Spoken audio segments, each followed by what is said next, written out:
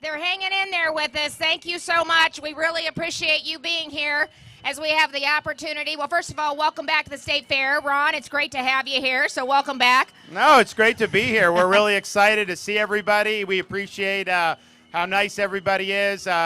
Great to be in the Midwest. I tell people, normally when I want to do Midwestern nice, I just go to Fort Myers in January, and I have half the Midwest there. But we love everybody that comes down to Florida, but particularly Southwest Florida from Iowa and other parts. Thank you. Well, listen, good friend, former colleague, governor from Florida, and so I appreciate that and appreciate the friendly competition. So Ron's out there doing the 99 county tour. I think you may be ahead of me. Hey, you know what? We're in Iowa, and in Iowa, we're Iowa nice. So let's give everybody the opportunity to hear our candidates.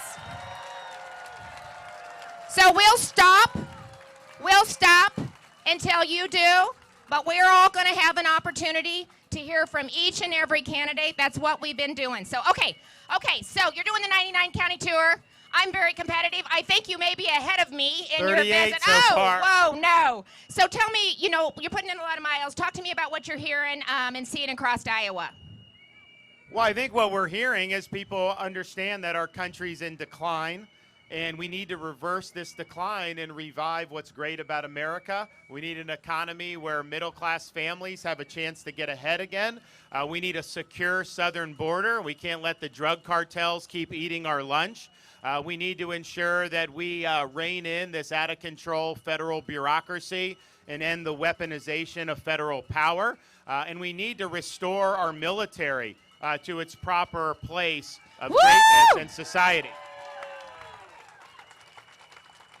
So, we were both governors during COVID, and it was a challenging time because you dared to challenge the media and the experts, whether it was masks or lockdowns or opening schools. They attacked you again and again. I know a little bit about that too, but turns out we were right. But how did that experience really change you and how you approach the job? Well, look, at the end of the day, leadership means that you've got to be willing to stand for what's right, even when it's not popular, and even when you're standing virtually all alone. And in those early times of COVID, I was being attacked relentlessly by the press, by the left, by the bureaucracy, even by people in our own party. But I had to make the decision as a leader that I got elected to serve the people. I care more about protecting the people's jobs that I was elected to serve than I do about protecting my own political hide. And so we'll do what's right. We'll take the consequences and let the chips fall where they may. Yes. It's about this country, and we need to have full focus on getting America back on track. And what we need, and I will do this as president because Kim was attacked for having kids in school. I was attacked. All those people were wrong, and yet nobody has been held accountable in the federal government for their disastrous lockdown policies. We're going to bring a reckoning to that so that this never happens to our country ever again. Thank you.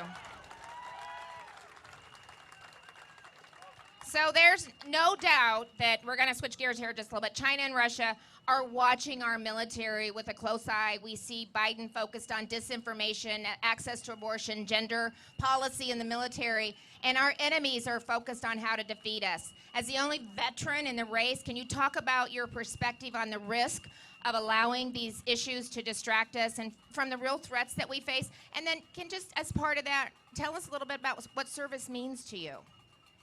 Well, I was a blue-collar kid growing up. I worked minimum wage jobs to try to be able to get myself through school, put myself in a position to succeed, and I did that, and I had an opportunity to start making, good income. And then 9/11 happened, and I decided that, I needed to step up and serve in uniform, and whatever I could do to be able to help at a time of war, I wanted to do that. So we did. And I think what it shows, what I've done since then is, I just believe in service over self.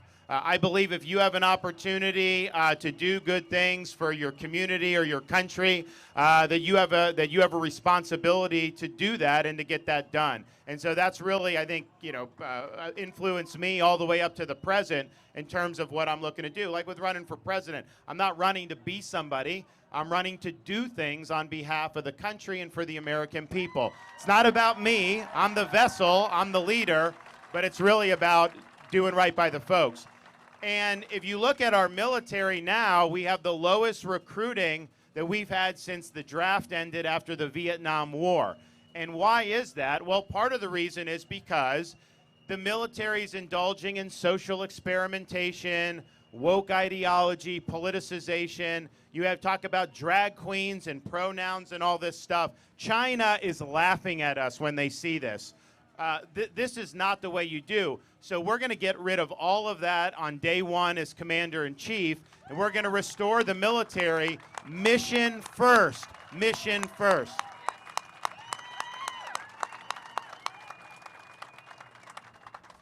So you recently announced your economic independence plan. Meanwhile, we see what Biden continues to do. He continues to talk about Bidenomics. So give us a glimpse of how you'd contrast your economic message with, I don't know why in the world he's doubling down on that, but talk about the contrast and what you would do to address Bidenomics. On day one, we take all Biden regulations and executive orders and throw them in the trash can.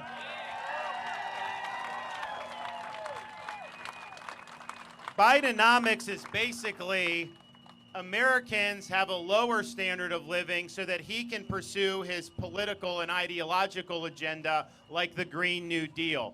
That is unacceptable. You have to have an economy where people work hard, play by the rules, get the most out of their God-given ability, and they can raise a family, buy a home, afford a car, do all those things.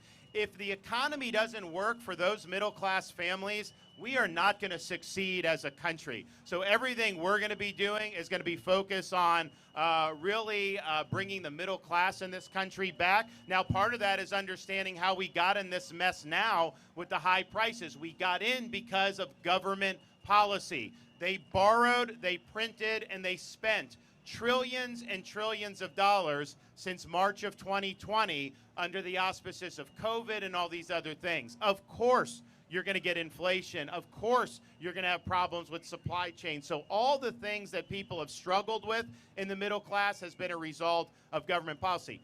Governor Reynolds balances her budget. We balance our budget in Florida. We've run big budget surpluses in Florida. We have no income tax. And so have we in Iowa. We still have surpluses. And since I've been governor, we've actually paid down almost 25% of our state's total debt that it's accumulated its entire history. We've paid off 25% of it. So don't tell me it can't be done. But we got to hold Congress accountable. We can't let them spend us into oblivion anymore. And we need things like a balanced budget amendment to the Constitution and term limits for members of Congress. We're also going to help middle-class families and jobs by utilizing all of our domestic energy resources and being energy independent in this country. And we have a great competitive advantage in that. We're not going to force people to buy electric vehicles. First of all, that's expensive. A lot of people don't want. It's not good for liquid fuels like in Iowa with the biofuels. So we're not going to do the electric forcing that. That benefits China. China produces a lot into that. We're going to use our resources here. That's going to be good for jobs, lower prices. It's going to be good for our industrial base, and it is going to be good for our national security. So one of the things kind of to add to that, in Iowa last year we cut 21 cabinet members from my cabinet. We went from 37 down to 16. So how can we do the same thing in Washington, D.C. to start to just eliminate some of the bureaucratic bloat that we see happening out there? And you've had some issues, you've had some ideas that you've talked about. Can you talk about that just a little bit? Well, first of all, we've reduced government in Florida since I've been there, but that is pretty impressive what Kim's been able to do in Iowa, and that's why I tell people when they see all the good stuff Iowa's doing, sometimes they'll say Iowa's the Florida of the North, but then I see all the stuff they've done, and I think to myself, maybe we are the Iowa of the South. Woo-hoo! I don't know. So, first, Congress needs to be a part of this. The agencies in Washington have increased by 50% since 2019. 50%. Do you feel 50% better as Americans? The fact that government has grown that much? I don't think so. So we need to pare government back to where it was many, many years ago. We're going to reduce the number of bureaucrats in Washington by at least 50%. We're going to make sure that agencies that abuse their power, like the FBI or the DOJ, that when they do that, they get fired for abusing their power. So buckle up. We're going to do a lot, and I think the swamp is not going to like it. But you know what? I've had enough of the swamp imposing its will on us. Now it's the time we, the people, impose our will on it.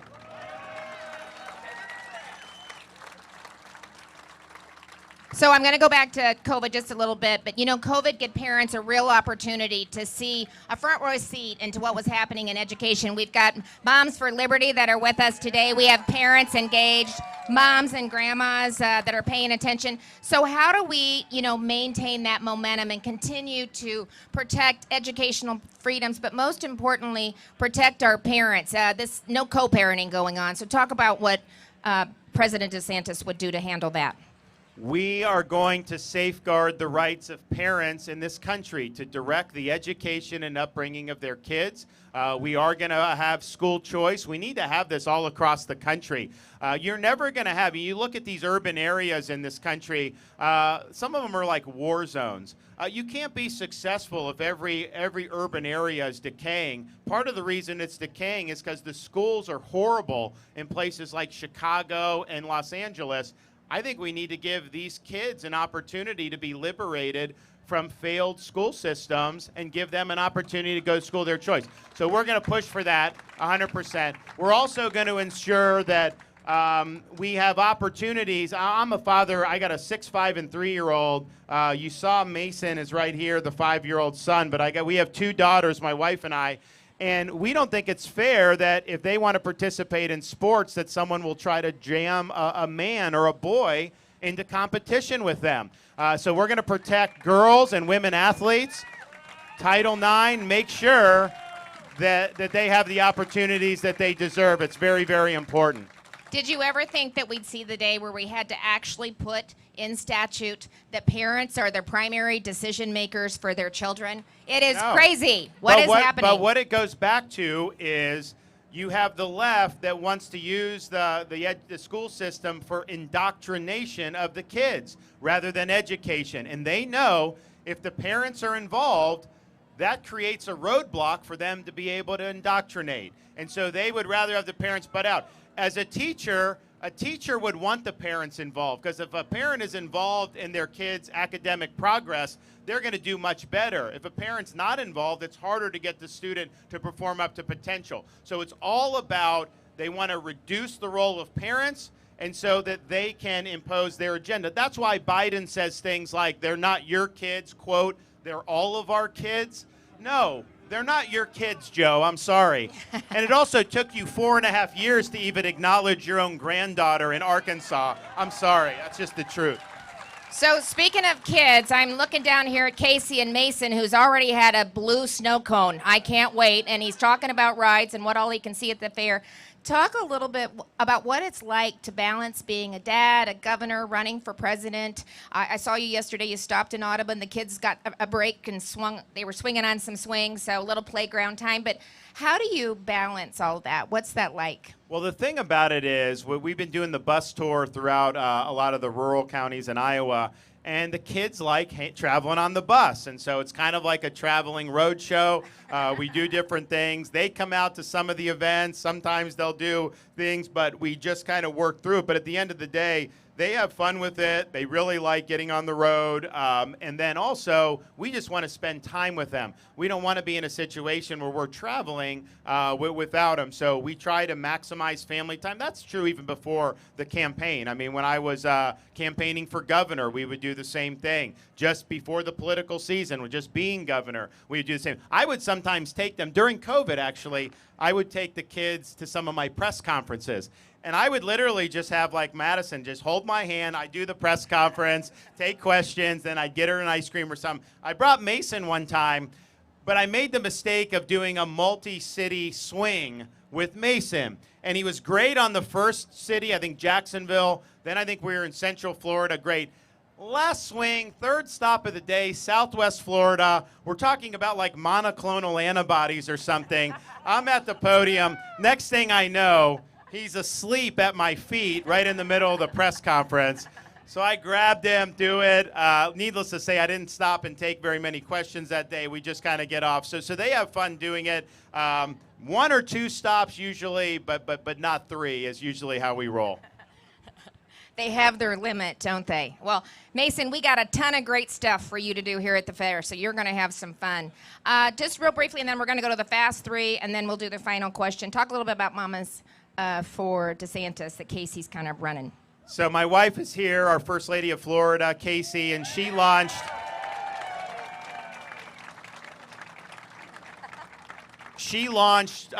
in Florida the Mamas movement, and the goal was to sign up 1 million moms. Also, since it's Florida, the grandmas too. And so we did a goal of 1 million. And she ended up signing up 1.1 million moms and grandmas as part of this movement. And we're launching this nationwide. She was up here with Governor Reynolds a few weeks ago, launching it in Iowa. We've gotten a lot of interest in doing it. A lot of people have signed up for it. But at the end of the day, I think it's a recognition that the left, when they do their policies that may impact us, yeah, we don't like it, and we want to fix that. But when you go after the kids, you are awakening a sleeping giant of mothers all across this country. And so I think this has been a huge force that moms are activated, they want to be involved, and it's all about the next generation and ensuring that our kids are able to just be kids, grow up in healthy environments, have access to good education, not have someone always trying to shove an agenda down their throat, regardless of what they're doing. And it's not just, you wouldn't have been able to sign up 1.1 million if it was only Republicans. She signed up 1.1 million because independents and a lot of Democrat parents understand that we need to get this education system fixed, and we need to stand for the rights of parents. And so if you want to sign up, go to mamasfordesantis.com, and we'd love to have your support. Thank you. Thanks, Casey. Okay, it's the Fast Three. Give me, well, you've probably had a lot, especially if you're traveling with children, but give me one funny campaign moment on the trail. So last week, we were in Clayton County. We went to the Clayton County Fair, and Clayton County, there you go. God bless you. And so we had some time before we had to leave for the next stop. And so I, as somebody that was a baseball player all through college, I just may have shown some snippets of a movie to my kids that Iowans would remember from the 1980s that involved baseball. And so before we got on the bus, my son's, he loves playing, we have our gloves, so we're out there by the cornfield just throwing, playing catch, and he's whipping them into me and everything. And then he stops and he says, "Daddy, is this heaven?" I said, "No, son, it's Iowa." And it is heaven. It is heaven. All righty.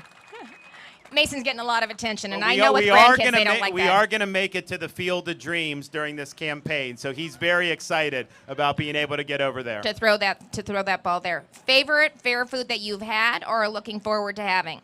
Well, I haven't had anything yet today. They tell me you got to be careful about being photographed eating some of this stuff. So maybe I'll have a private. But going into here, my favorite food between my kids and I, we always do the fried Oreos. And so I'll probably do that again. You can't go wrong with anything on a stick. So lots of options here.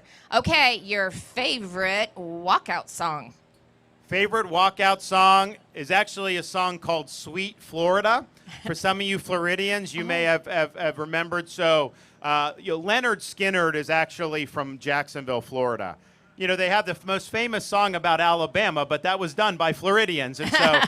And so, Johnny Van Zant, I talked to him and I said, hey, why don't you do something about Florida? You guys are from Florida.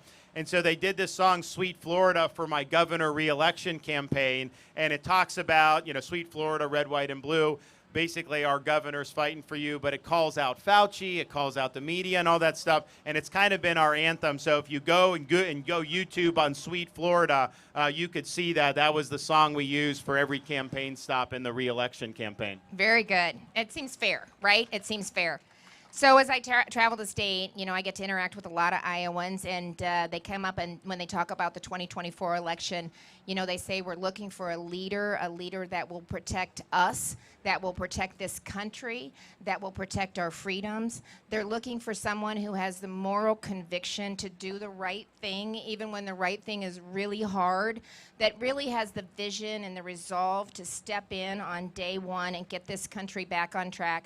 And I'm not kidding, they end it with saying, most importantly, I want someone who can win. So talk to Iowans about why you would be that person and kind of how you did it in Florida, what you saw with this last re-election. So talk a little bit about that. Well, one, I understand the stakes of this election. We're a country in decline. It's not inevitable. It's a choice. It's a choice we as Americans are going to make over these next 18 months. I'm running for president because simply managing the decline of our country a little bit better than the Democrats isn't going to cut it. We must reverse the decline of this country.